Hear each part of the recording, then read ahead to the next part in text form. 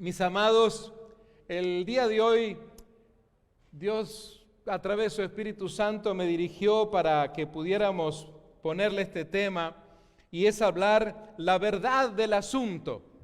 Hay asuntos que se necesitan aclarar, ¿no cree usted? Hay asuntos a veces en nuestra vida de los cuales tenemos que hablar. Hay asuntos importantes, hay temas que no se pueden obviar, que no se pueden esconder debajo del tapete.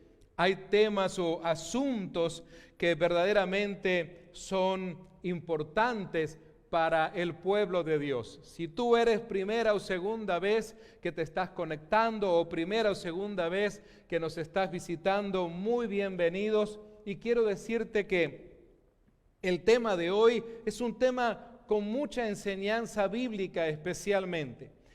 Hoy quiero compartir con ustedes lo que yo llamaría la primera parte de la verdad del asunto. Y es un asunto tan importante que creo que nos va a tomar por lo menos 2 domingos. Así que te sugiero que no te pierdas el próximo domingo, porque hoy voy a hacer la primera parte. Y es un tema que voy a navegar especialmente por las aguas del Antiguo Testamento. Amados míos, la palabra diezmo es traducción del hebreo asar, que es una palabra que significa un décimo. Pero una composición de la palabra ma se forma la palabra ma-asar, traducida por dar la décima parte en el hebreo. Y así es como se traduce, por ejemplo, en Génesis capítulo 28, versículo 22. En el Nuevo Testamento es traducción del griego, no del hebreo. Por eso la palabra es decatos o décatos, que significa también un décimo o una parte de 10, y que ha sido traducida por diezmo.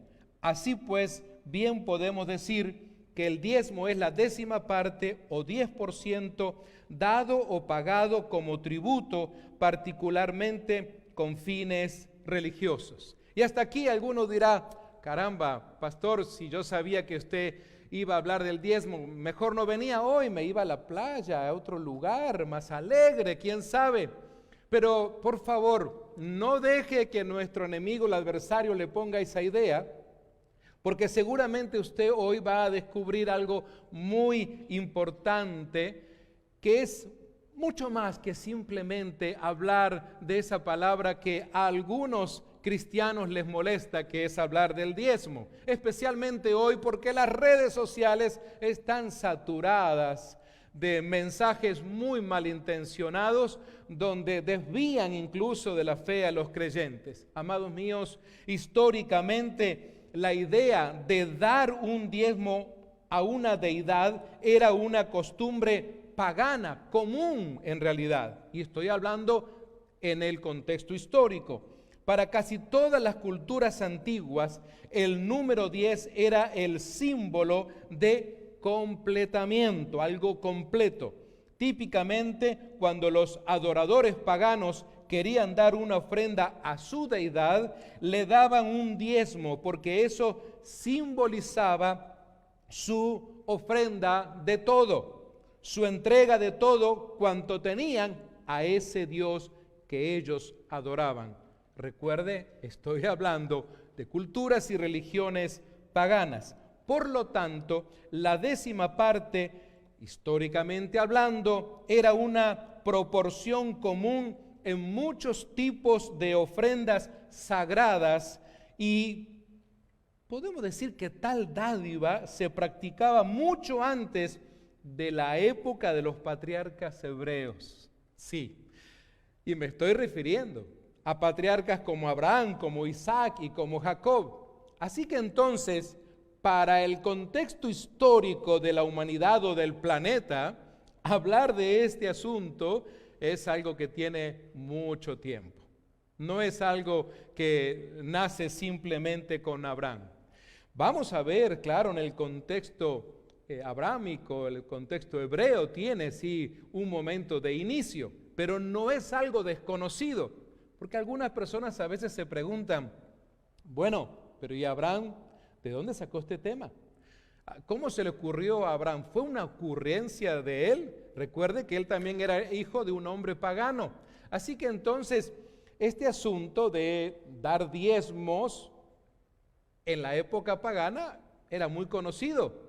Así que entonces no era un tema nuevo o recurrente allí para Abraham. Le invito entonces a ir a Génesis capítulo 14, versos 17 al 20, y quiero hablar un poquito de el diezmo en los tiempos antes de Moisés. Y si digo antes de Moisés, estoy hablando de antes de la ley. Tenga en cuenta eso, por favor. Fíjense ustedes que el capítulo 14 de Génesis, en el versículo 17, comienza diciendo así: después de que Abraham regresó de su victoria sobre el rey Kedorlaomer y todos sus aliados, el rey de Sodoma salió a encontrarse con él en el valle de Sabé. Eso quiere decir el valle del rey. Y Melquisedec, que era rey de Salem y sacerdote del Dios Altísimo, le llevó pan y vino a Abraham. Note usted, sin H, Abraham, nada más. Todavía el Señor no le había dado su nuevo nombre. Melquisedec entonces bendijo a Abraham con la siguiente bendición y le dijo: bendito seas, Abraham, por Dios Altísimo, creador de los cielos y la tierra, y bendito sea Dios Altísimo, que derrotó a tus enemigos por ti. Luego Abraham dio a Melquisedec. Noten ustedes entonces que toma acción inmediatamente este hombre que se convertiría luego en patriarca, todavía no lo es, y le da una décima parte ¿de qué? ¿De su salario? No. ¿Una décima parte de su fortuna? No. ¿Una décima parte de los bienes de su padre, el pagano? No. Una décima parte de todos los bienes que había tomado o recuperado en la batalla. Nada más. Ahora, usted va a ver, y seguramente los que están tomando notas, que hay una serie de preguntas que pretendo responder desde la plataforma o perspectiva bíblica. ¿Qué fue eso que hizo Abraham? Podríamos decir. Bueno, fue una expresión de gratitud a Dios por medio de su, y aquí creo que hay una palabra clave que usted debería anotar, por medio de su representante, el sacerdote Melquisedec. Noten ustedes, no hubo un mandato divino. No está Dios diciéndole a Abraham: te ordeno, te exijo, te doy este mandamiento. No, Dios no ha dicho absolutamente nada de este asunto. Es un acto de gratitud espontáneo de parte de Abraham. Segunda pregunta: ¿qué fue lo que le dio a Abraham a Melquisedec? Bueno, le dio la décima parte de lo que había tomado, de lo que él había recibido. No era de una herencia ni nada por el estilo. De lo que él había tomado, ¿de qué? En la batalla. Nada más, no de todo lo que poseía Abraham. Noten ustedes eso. La siguiente pregunta, y yo sé que la palabra clave que usted escribió allí fue tomado: ¿cuántas veces más volvió a diezmar a Abraham? Sin H. Es decir, ¿será que esto se quedó ya como un estilo de vida? ¿Se quedó en su ADN espiritual? Miren ustedes que no se registra en ninguna parte del Antiguo Testamento que Abraham volviera a dar el diezmo. Ahora, entonces, ¿qué pretendió hacer, ya que estamos hablando de patriarcas como Abraham, pero encontramos también a un patriarca como Jacob, que también practicó el diezmo?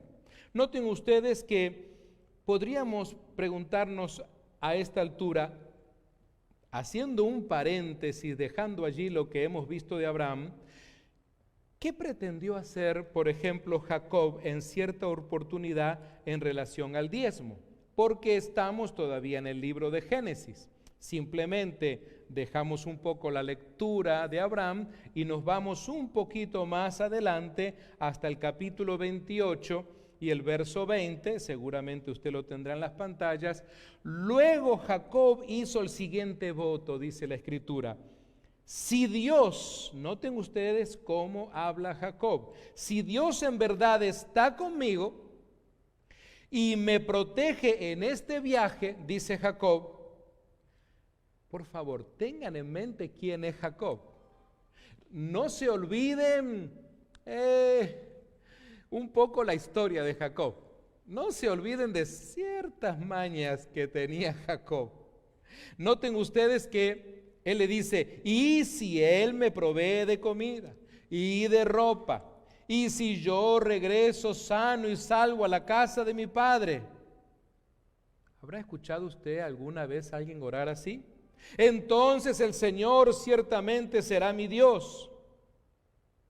Y esta piedra que levanté como columna conmemorativa será un lugar de adoración a Dios.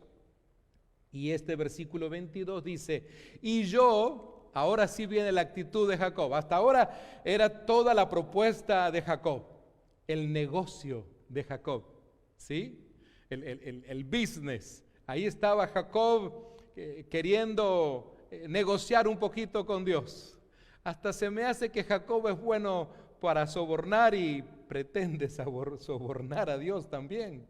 Porque dice, y yo le daré a Dios 1/10 de todo lo que Él me dé.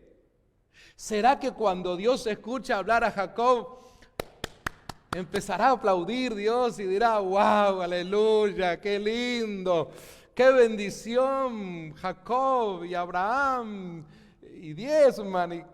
¿Será? ¿Será que mandó a hacer fiesta en el cielo Dios y le dijo, ángeles, rápido, dancen, canten, porque miren lo que hacen aquellos patriarcas? ¿Será? Miren ustedes que este pasaje, amados míos, describe el intento de Jacob de ¿qué? Les dije recién, de sobornar a Dios haciendo ¿qué? Una especie de trueque. ¿Usted hizo algún trueque alguna vez? Mis amigos en las redes sociales, ¿alguna vez hizo un trueque? De que usted cuando era niño o niña en la escuela cambió un juguete, cambió... En mi época, ustedes son muy jóvenes, pero en mi época cambiábamos figuritas, esas cartas que comprábamos, especialmente cuando era de fútbol, ¿no? Y había algunas que era muy difícil que salieran en los sobrecitos que nos compraban, ¿verdad? Creo que pagábamos ahí como 2-3 centavos en aquellos tiempos. Y de repente un amiguito podía decir, miren, yo tengo la que tanto cuesta conseguir, la voy a cambiar por uno que me dé 20. Imagínense. Y ahí le dábamos 20 y teníamos esa que era tan buena. Eso era hacer como un trueque. Parece ser que Jacob le gustaba hacer ese tipo de juegos, ¿verdad? Noten que me gustaría, porque ya entré en confianza con ustedes, me gustaría decirles, si me permiten, hacerles una pregunta. Y a los que están en las redes sociales, cuando usted diezma o cuando usted ofrenda, y por favor, no se vale apedrear a los pastores, pero les pregunto, ¿usted intenta sobornar a Dios? ¿Alguna vez ha intentado sobornar a Dios? Yo levanto mi mano porque yo lo hice muchas veces.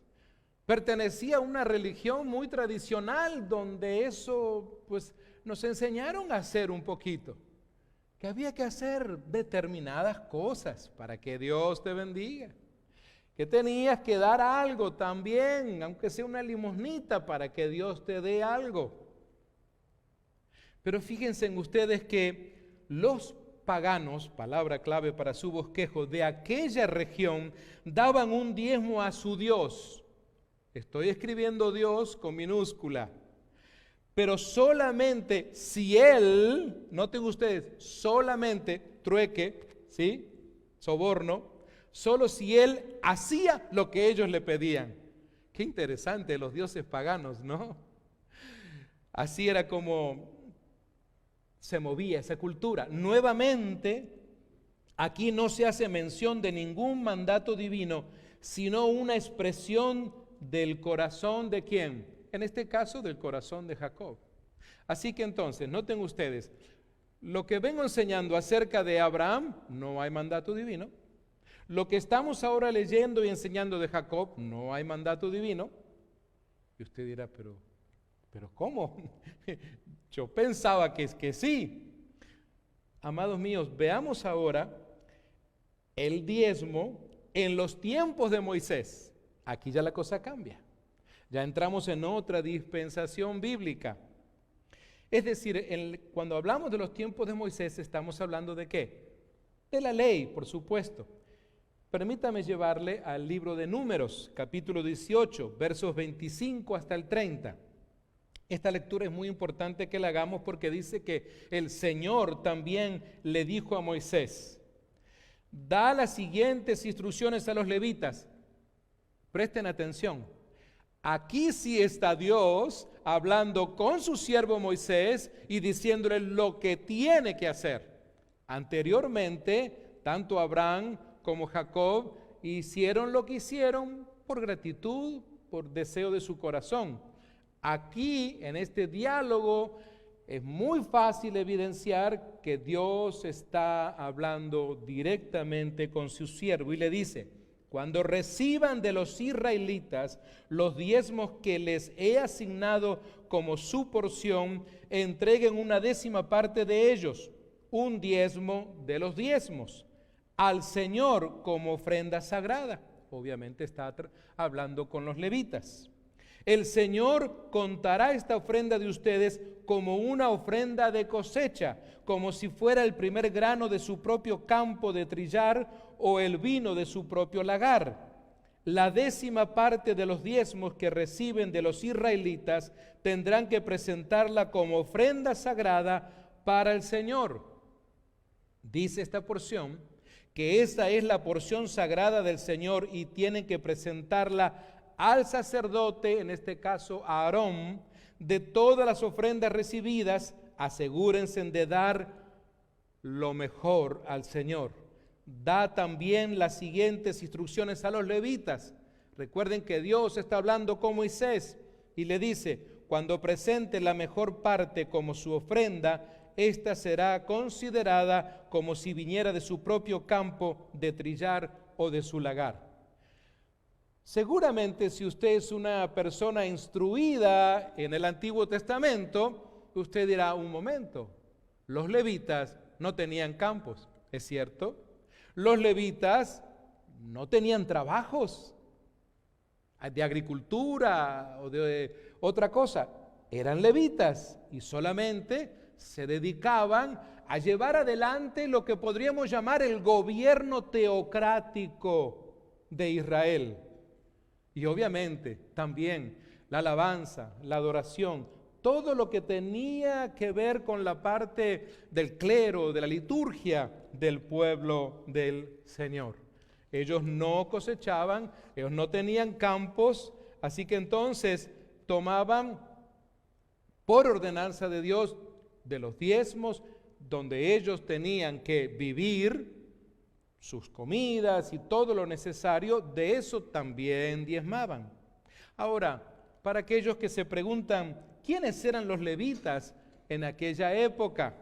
Bueno, los levitas habían sido, palabra clave si usted está tomando nota, y digo esto porque dicen los que saben de la educación que cuando una persona escucha, mira y a su vez escribe, aumenta hasta 3 veces más la capacidad o la probabilidad de asimilar más lo que escucha, sea un sermón, una conferencia, un taller. Los levitas habían sido entonces escogidos por Dios para ser sacerdotes. Seguramente usted está viendo eso en la pantalla. Y trabajar ¿en dónde? ¿En el campo? No. Trabajar en la construcción? Tampoco. ¿Dónde? En el templo. Al mismo tiempo ellos dirigían, como les dije recién, la teocracia. Como los levitas debían dedicarse 100% a su labor, no recibieron territorios cuando Moisés dividió la tierra en las 12 tribus. Es la única tribu, recuerden esto, que no recibió campos, que no recibió ningún lugar. No tenían entonces cómo ganarse la vida. Y podemos preguntarnos a esta altura, ya que hemos entrado en confianza y también con nuestros amigos allí en las redes sociales, y preguntar, ¿qué era el diezmo en la época de la ley?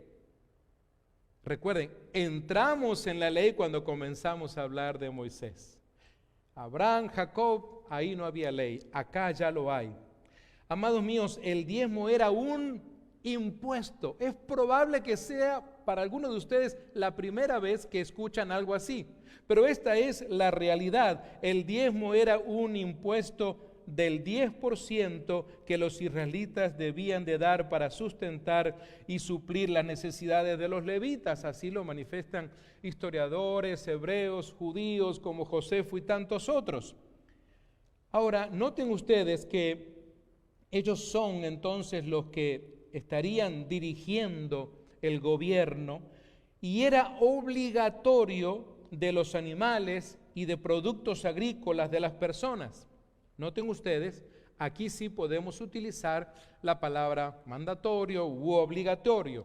Si ellos no daban este diezmo, dicen que se los compara como estar robándole a Dios. Vamos a leer un pasaje que creo se conecta muy bien con la enseñanza de hoy. Deuteronomio, el 5º libro del Pentateuco, capítulo 12, versículo 1 al 7. Dice que estos son los decretos y las ordenanzas que debes asegurarte de obedecer cuando vivas, ¿dónde? En la tierra que te da el Señor. Otra vez vemos que aquí hay un diálogo entre Dios y Moisés. Dios de tus antepasados, le dice, obedécelos todos los días de tu vida. Cuando expulses a las naciones que viven allí, deberás destruir todos los lugares donde rinden culto sus dioses, sobre las cimas de las montañas y de los cerros y debajo de todo árbol frondoso. Y el versículo 3 dice, destruye sus altares y destroza sus columnas sagradas. Y no termina ahí, le dice, quema los postes dedicados a la diosa Acera y derriba los ídolos tallados. Borra por completo el nombre de sus dioses, se refiere a los dioses paganos. No, noten ustedes esto, al igual que en el Decálogo del capítulo 20 dice, no adores al Señor tu Dios de la manera en que esos pueblos paganos rinden el culto a sus dioses. Más bien, y recuerden que al principio yo les dije que en el pueblo y en la cultura pagana, aquellos antes de Abraham y antes de Jacob también daban diezmos a sus dioses paganos. Noten esto en el versículo 5, más bien le dice Dios, busca al Señor tu Dios en el lugar de adoración que Él mismo elegirá entre todas las tribus, el lugar donde su nombre será honrado. Allí llevarás tus ofrendas quemadas, tus sacrificios, tus diezmos, tus ofrendas sagradas, las ofrendas para cumplir tus juramentos, tus ofrendas voluntarias y las ofrendas de las primeras crías de tus manadas y rebaños. Noten ustedes que ya usted se dio cuenta, hay diferentes diezmos, hay diferentes ofrendas. Allí, en la presencia del Señor tu Dios, comerás hasta quedar satisfecho junto con tus familias y te alegrarás por todo lo que hayas logrado gracias a la bendición del Señor tu Dios. Ahora, usted puede preguntarse, bueno, pero ¿de qué nos está hablando este pasaje? Este pasaje, esta porción que estamos leyendo en este diálogo de Dios con Abraham, este pasaje nos habla de un segundo diezmo. Es bien claro. Tal vez usted no, hasta ahora hay algunas palabras nuevas. Estamos identificando al diezmo como un impuesto y ahora estamos dando cuenta que hay un segundo diezmo, que es el diezmo anual que los israelitas debían de dar en los tiempos de la ley. Tranquilos. Cuando el pueblo de Israel se había establecido en la tierra que Dios les iba a dar, ellos debían conservar su adoración a Dios y en donde Él decida habitar, que sería Jerusalén.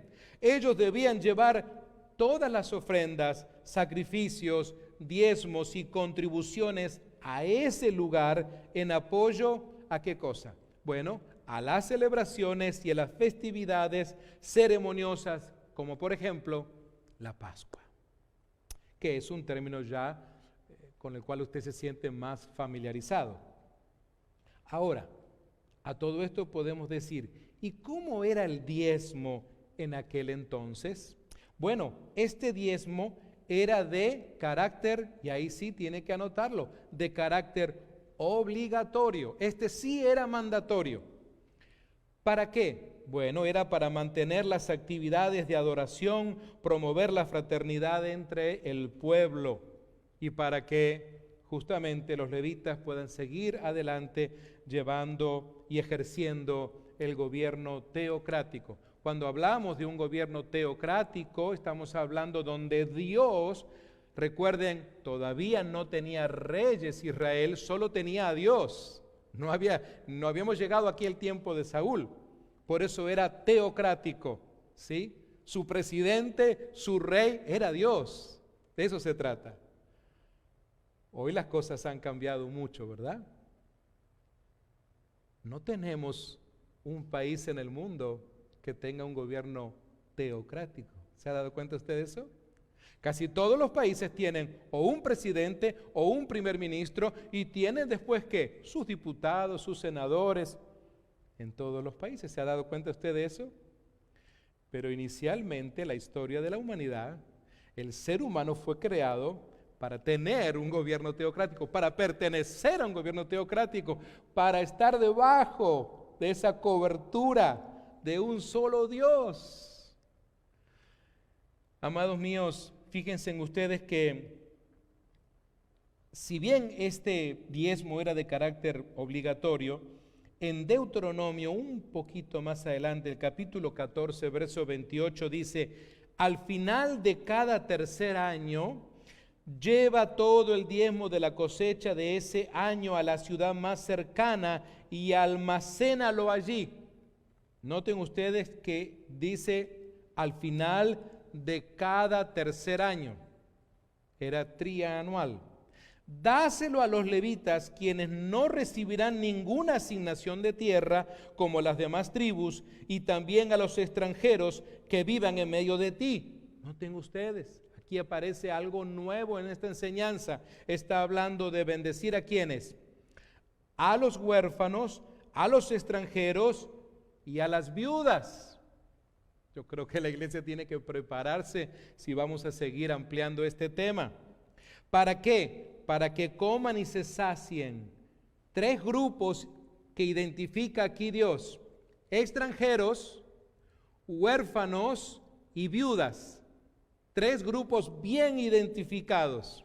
Entonces, dice la Escritura aquí en Deuteronomio 14, 29, entonces el Señor, tu Dios, te bendecirá en todo tu trabajo. Amados míos, podemos decir entonces que este pasaje nos habla ahora ya de un tercer diezmo que los israelitas debían dar cada 3 años. Tal vez alguno dirá, ay Dios mío, ¿cómo es esto? Batallamos para dar uno. Y aquí la Escritura nos está enseñando de 3 diezmos. Bueno, este diezmo se conocía como el diezmo del bienestar o el diezmo de los pobres y se usaba para ayudar a las clases más pobres de la sociedad israelita, que eran, como dije recién, los extranjeros, los huérfanos y las viudas.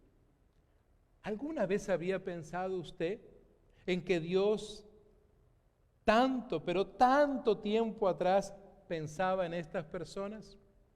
Yo sé que hoy hay organizaciones preocupados por los inmigrantes, por las caravanas que vienen, queriendo ayudarles, también ayudar a los huérfanos, organizaciones tratando de ayudar a las viudas, pero no es nada nuevo.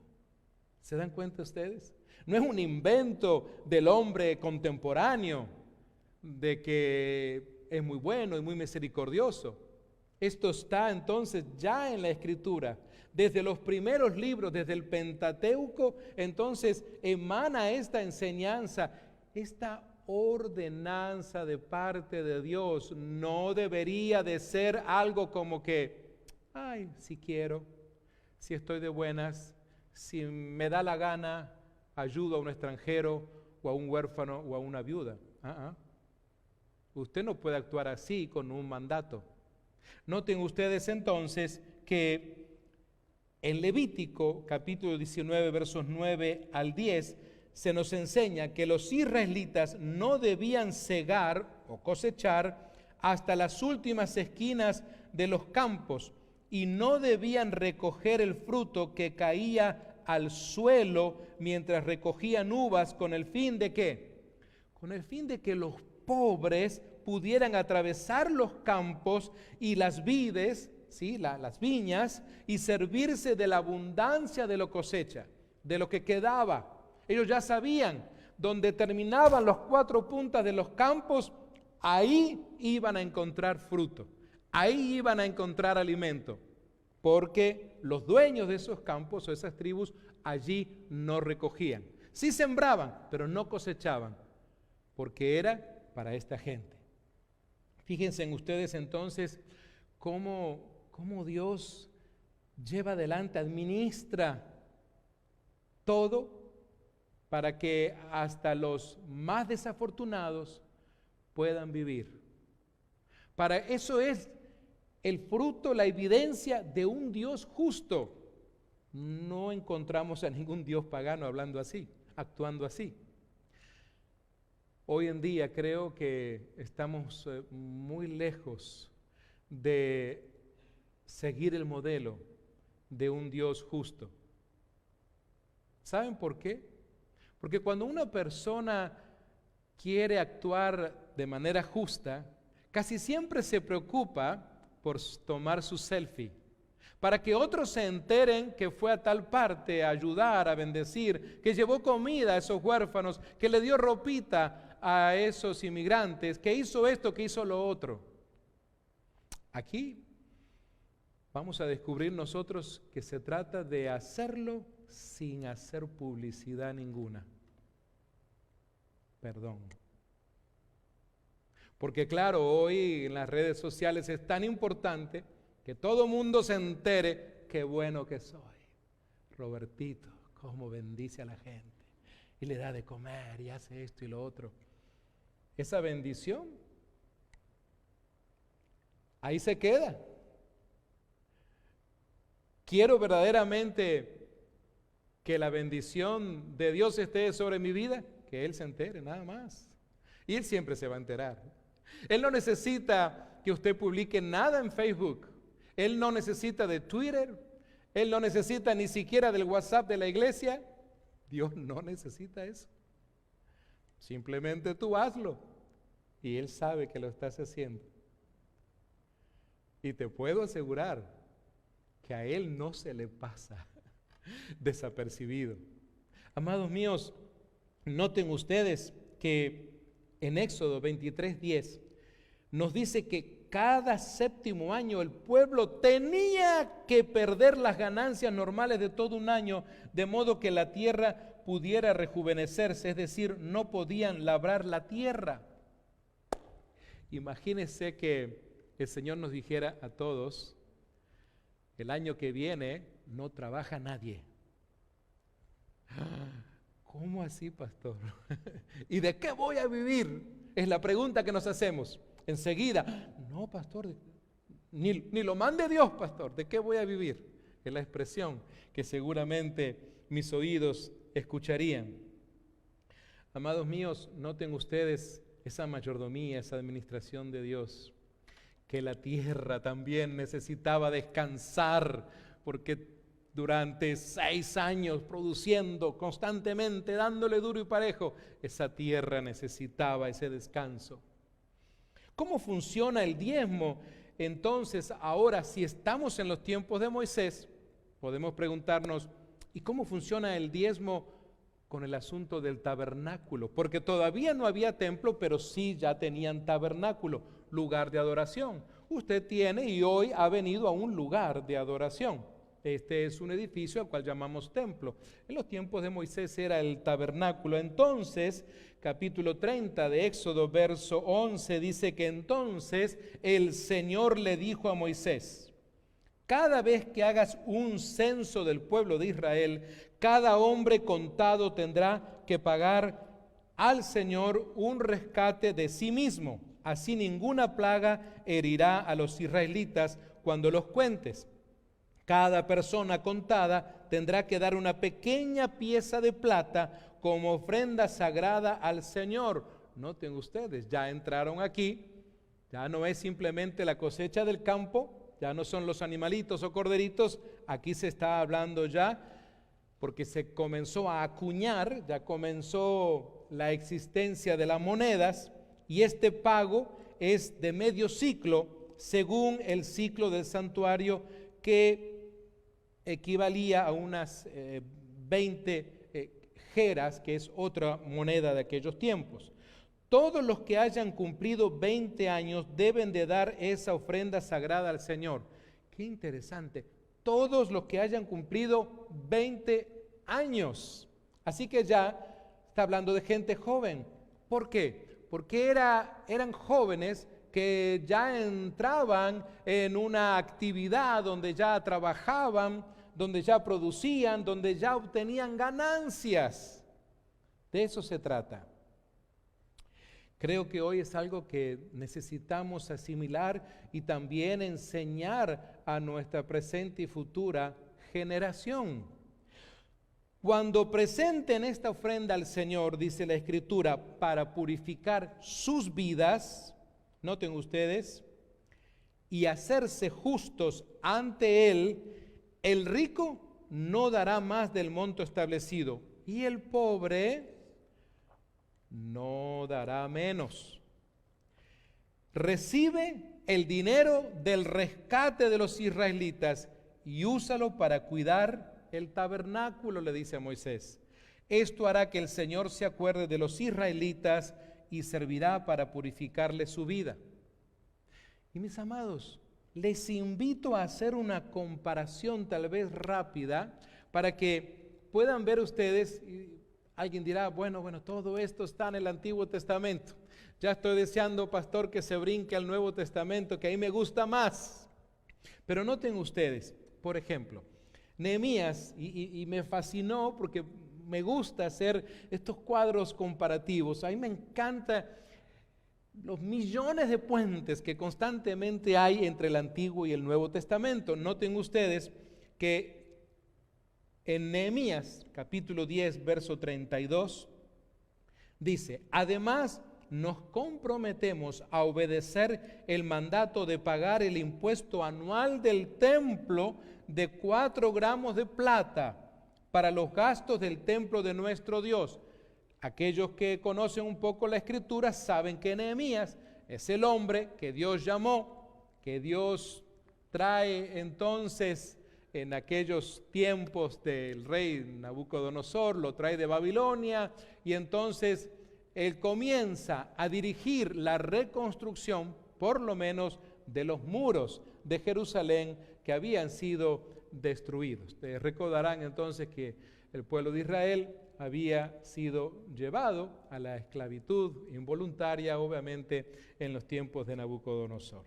Así que aquí están construyendo, están poniendo sus ladrillos, su mezcla, están poniendo su tiempo, su trabajo, y además, noten ustedes esto, además entonces ellos hacen un compromiso de pagar un impuesto anual del templo. Noten ustedes, utilizan la palabra impuesto, y recuerden que En las escrituras que leímos de Moisés, justamente el diezmo es un impuesto.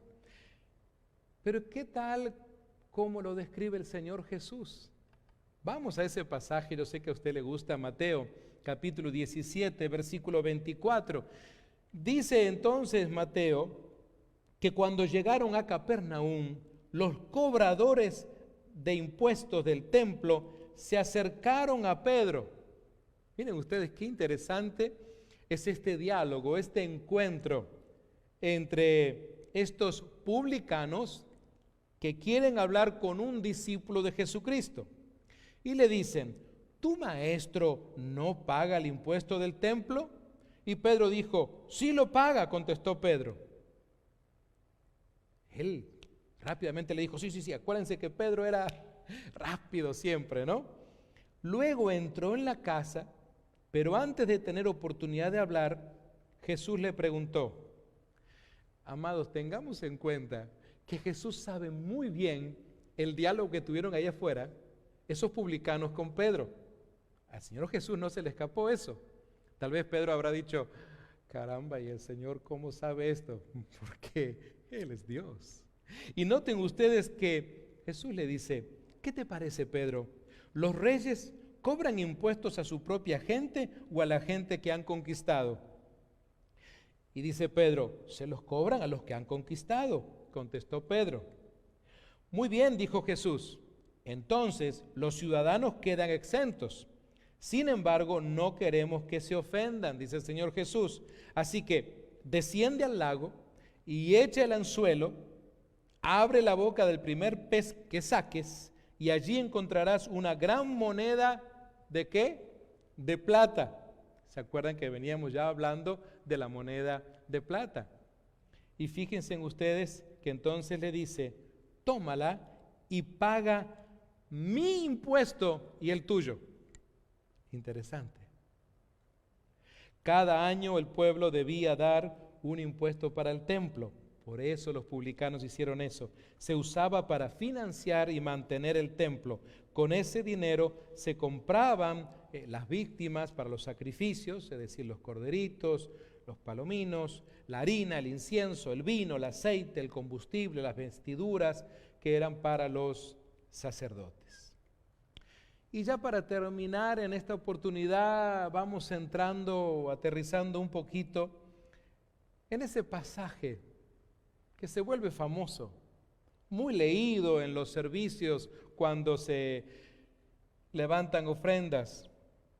Noten ustedes que si vamos a Malaquías, capítulo 3, versículos 8 al 12, vamos a encontrar allí que el diezmo al que se refiere ese pasaje, y no se lo leo porque es un pasaje popular, tiene que ver con el primer diezmo que vimos en los tiempos de Moisés, es decir, en la ley, que se daba a los levitas para su sostenimiento, como también lo hemos leído en Números 18:21.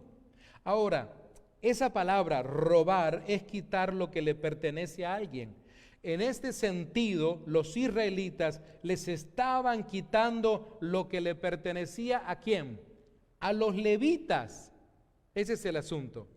Pero veamos esto, como Dios se identifica con su pueblo y con los levitas también, robar, que esa es palabra clave que usted estará tomando nota, robar a una de las tribus era robarle a él mismo. Por eso usted encuentra esa expresión en Malaquías 3:10. Como resultado, amados míos, el juicio de Dios vendría sobre ellos. Sin embargo, si traían los diezmos y ofrendas, las bendiciones vendrían como resultado de aquella obediencia.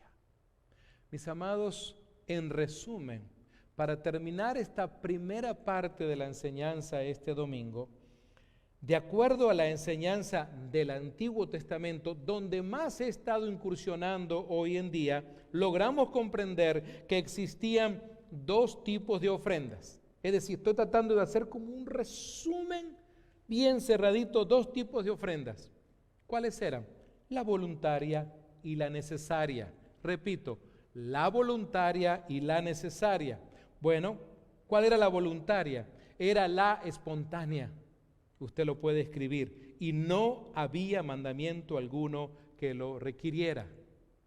¿Y la otra cuál es? Es la necesaria.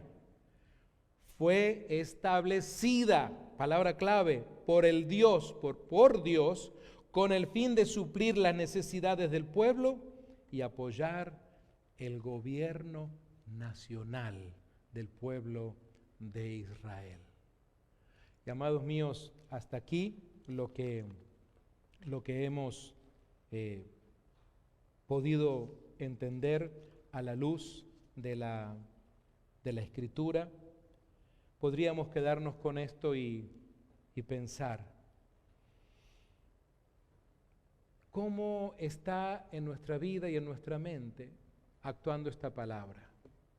¿Qué te está diciendo? ¿Qué te está de alguna manera enseñando? Si vas a ser capaz de ser una persona que da al Señor de manera voluntaria o que da al Señor tal vez por la necesidad que hay en tu pueblo. Saben, amados míos, cuando nosotros estemos un día en la presencia del Señor, seguramente que podremos ver esa acción, no de ofrenda de dinero, no de plata, no de corderitos sacrificados, pero vamos a ver nosotros justamente que en el altar de Dios, lo único que vamos a poder tener, usted no se va a llevar su wallet, su billetera. Perdón, las damas, yo sé que ustedes no van a ninguna parte sin su cartera. Perdón, pero la cartera no va. Lo siento. Sí, la Escritura no dice que todas las damas se irán al cielo con cartera y todo. No la van a ocupar, tranquilas, relájense, no hay problema. Lo único que vamos a poder quitarnos y dar al Señor serán nuestras coronas. De eso se trata. Y amados, pensemos en esto, porque quiero invitarles a adorar al Señor pensando en esta alabanza. Porque también tenemos que entender que adorar al Señor, y decimos que adoramos al Señor con nuestras ofrendas, ¿verdad? Con nuestros diezmos, los famosos impuestos, pero no lo hacemos con amargura. No lo hacemos como si nos hubieran obligado, porque vamos a hablar de esto el próximo domingo. Si usted de repente es una persona que dice, no sé, todavía no me queda claro, pastor. Usted me hizo navegar mucho por el Antiguo Testamento y quiero todavía más. Bueno, qué bueno que se quede con las ganas. Estoy seguro que el próximo domingo usted va a poder entender aún mucho más. Pero recuerde esto. Usted puede pensar si su ofrenda será voluntaria o será por cubrir alguna necesidad. El canto dice que traemos hoy ante tu altar nuestras coronas. Queremos darte, ¿qué cosa? Dice el cantante, queremos darte lo mejor de nuestras vidas. ¿Serás capaz de darle lo mejor de tu vida? No está diciendo aquí los mejores ahorros en dólares. No dice eso. Te entregaré mi propio amor entero, los sueños que logré alcanzar. Amados, muchos de ustedes ya han alcanzado sueños. Muchos de ustedes y los que están en las redes sociales escuchándome ya han alcanzado sueños. Todavía tienes otros, sí es cierto, pero has alcanzado muchos sueños seguramente ya. Piensa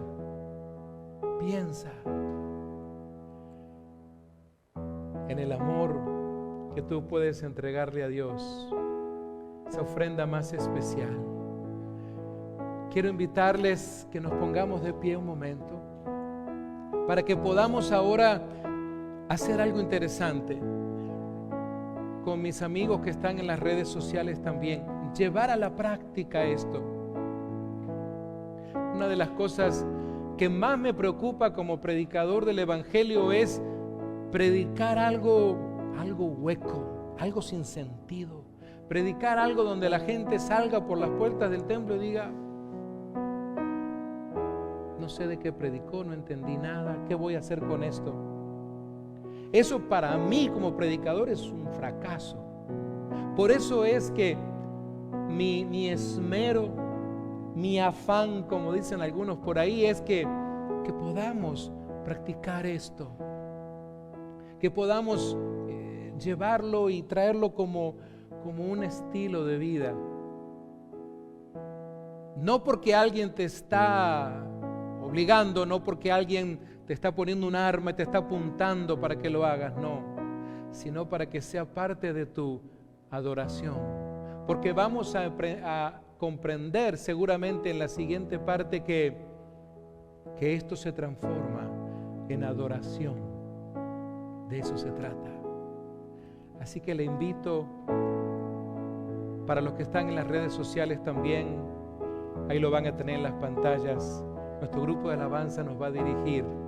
Y mientras usted esté alabando al Señor, nadie se va a parar aquí al frente a decirle: hermanos, vengan a diezmar, hermanas, vengan a ofrendar. Nadie va a hacer eso hoy. Deje que conforme usted ahora esté adorando, actúe como Abraham, actúe como Jacob, que sea un acto de gratitud, un acto de alabanza, de adoración. Si usted es de las personas que trae un sobre, utilícelo, pero que sea un acto de adoración, no una cuota. ¿Sabes? Mira, tal vez los ministros de finanzas me pueden matar por lo que voy a decir, pero si tú aún estás luchando, estás batallando, si tú crees que pretendo lavarte el cerebro, si tú eres de las personas que todavía dicen: no, el pastor me quiere sacar mi plata, tranquilo, quédate sentada, quédate sentado, esto no es para ti todavía. Deja, un día lo comprenderás. Porque esto que vamos a hacer ahora es un acto de adoración de los creyentes y de los discípulos, de los que adoramos a Dios. Mis amigos que están allí en las redes sociales, Andrea les va a poner en la pantalla también cómo hacerlo usted a través de Cel. Pero recuerde, nosotros no sacrificamos corderos ni palomitos. Usted no va a traer aquí la cebada, el maíz, los frijoles, porque los tiempos han cambiado y adoramos de una manera distinta, ¿verdad? De eso se trata. Vamos a comenzar a adorarle al Señor y conforme cantamos, ofrendamos.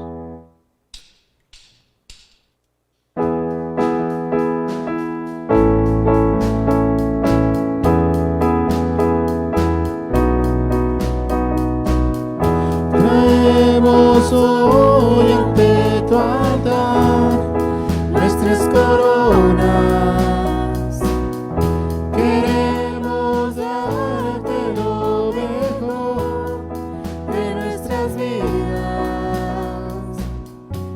Te entregaré mi amor entero, los sueños que logré alcanzar. Te daré lo mejor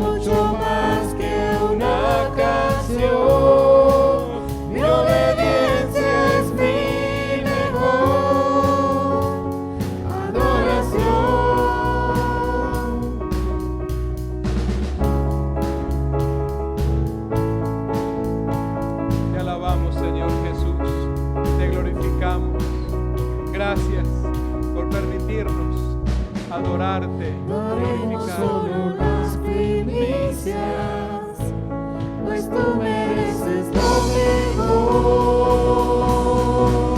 Te daré lo mejor de mi vida. Te daré lo mejor cada día.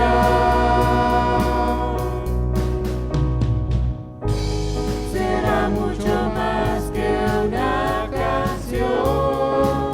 Mi obediencia es mi mejor adoración. Y ya por última vez te daré Dilo lo fuerte. mejor de mi vida. Te daré lo mejor cada día.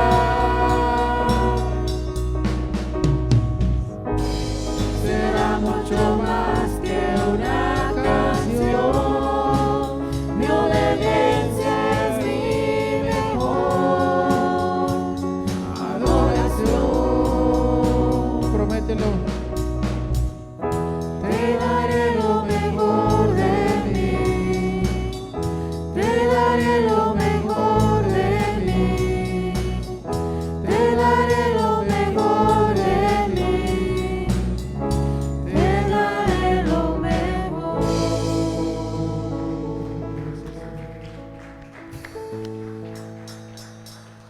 Padre amado, te damos lo mejor de nuestra vida. Padre del cielo, clamamos, Señor, que nuestros amigos y amigas en las redes sociales, que mis hermanos y hermanas aquí en el templo, Señor, podamos siempre poner todo nuestro empeño en darte lo mejor de nuestra vida. Oh Padre Santo, clamamos para que tu templo nunca esté en oprobio, Señor. Tus ministerios, Padre Santo, los proyectos que tú tienes para tu iglesia.